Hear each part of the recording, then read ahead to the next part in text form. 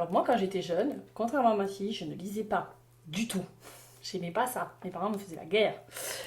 Et quand j'ai fait ce burn-out, je me suis mise à la lecture, mais alors intensément. Par contre, j'ai dévoré des livres à une vitesse faramineuse. Je me suis rendu compte que en fait, c'était génial, quoi. Et puis, après, derrière, j'ai repris le boulot, etc. Mais, enfin, quand j'avais fait le tour de mes lectures, et puis que pas, je me sentais rassasiée, en fait, de lecture, on peut dire ça. Je me sentais rassasiée, je me suis sentie une envie, mais c'était juste comme ça, c'était très fugace, hein, comme écrire un journal intime. Hein, voilà, il y en a un jour, il démarre un journal intime. Ben, moi, j'ai démarré un truc qui m'est sorti de la tête comme ça, sur un cahier. Et puis, je l'ai fait lire à William et il m'a dit, mais Céline, mais en fait, bah, c'est sympa.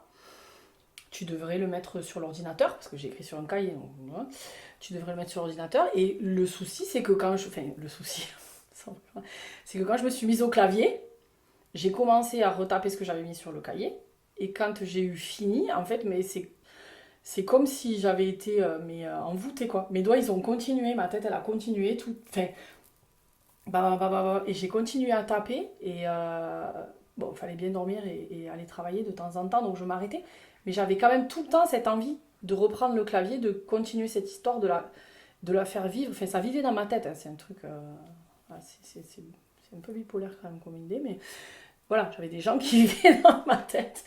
Et il me fallait l'écrire, quoi. Et donc j'ai écrit, mais sans aucune arrière-pensée, sans me dire je vais le publier. Franchement, c'était pour moi, hein, c'était pour me soulager moi. Et puis un jour, William m'a dit, envoie-le à une maison d'édition, qu'est-ce que t'as à perdre? Ouais, bon, pas trop, je sais pas, machin. Puis un jour, j'ai sauté le pas, quoi. Ça a été comme me faire tatouer, j'ai sauté le pas.